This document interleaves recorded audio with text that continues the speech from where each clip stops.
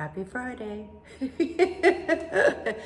there's a pause at the beginning of these videos, it's because sometimes the clicker works, sometimes it doesn't. God bless technology. I am so glad to see you. Happy Friday. Yay. And thank you all for tuning in. You give me purpose.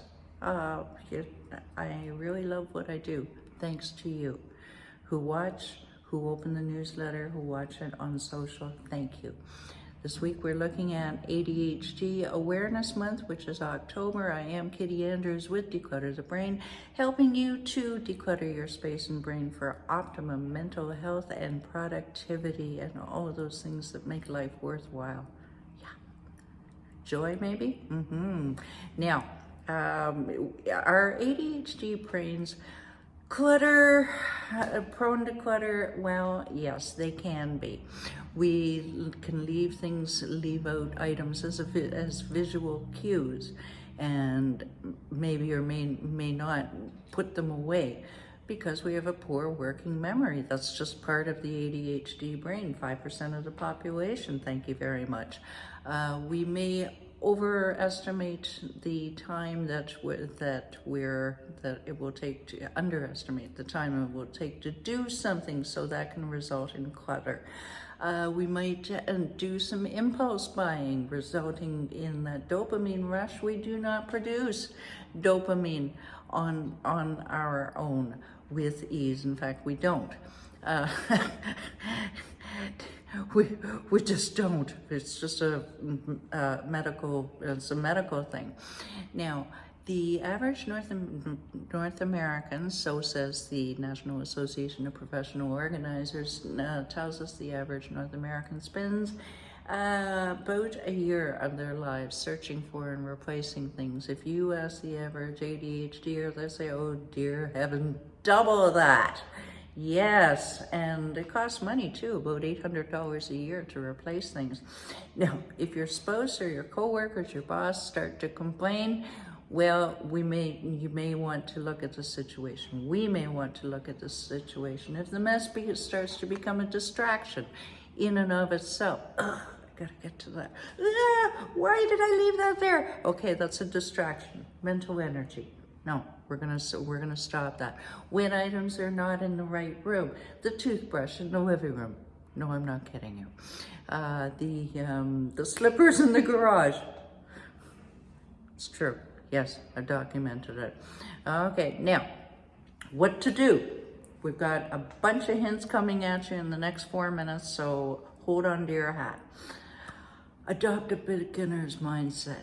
You're starting, well, I'm going to assume you're at the beginning of your declutter journey. Please don't try to do it yourself. Get a friend, get a family member who's non-judgmental, or preferably a coach, yes, like me, who will just give you some guidance and support and just point you in the next direction to take.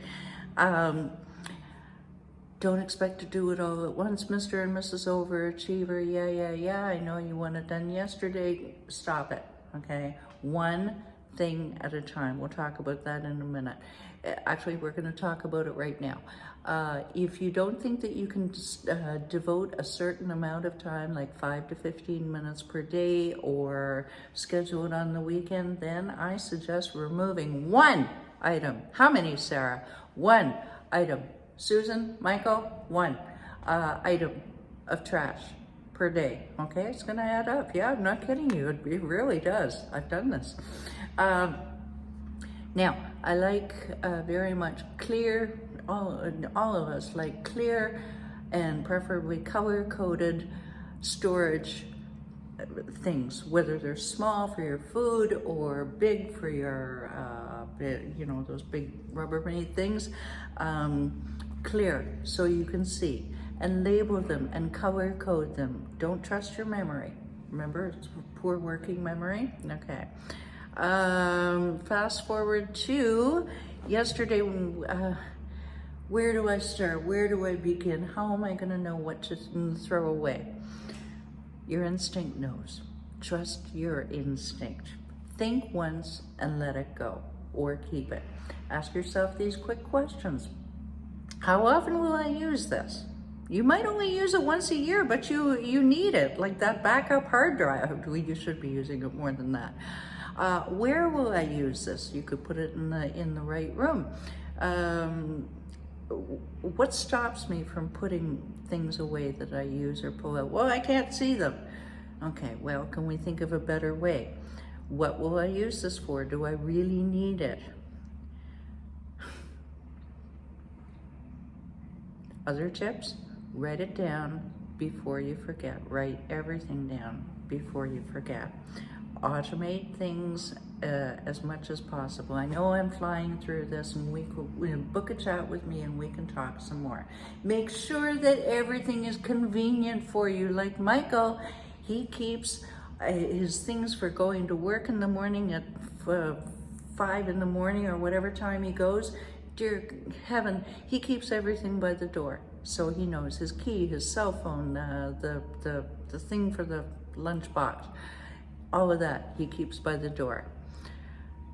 Okay, now remember, it's all about you. It's not what others say, but how you, yes, you feel and function with your clutter. Your own expectations are more rewarding. In other words, let the criticism roll off your back. If you are truly happy with where you're at with your clutter, God bless you. Carry on. But ask yourself, am I wasting time looking for what I need? Or am I being pulled off a task or accomplishing very little because of my clutter? Well, then it's time to talk to the non-judgmental friend or a coach or an online organizing group. Mold your organization systems to you. Until Monday, when we talk about small space decluttering, thanks to Diane Spicer last year for that idea. We're going to rerun your idea, Diane. And until Monday, download your 7 easy steps to conquer your physical and mental clutter. Book a quick and free call with the aforementioned decluttering coach, and let's see if we can't get you decluttered faster and for life. Faster than you ever thought possible. Have a great weekend, everybody. Bye for now.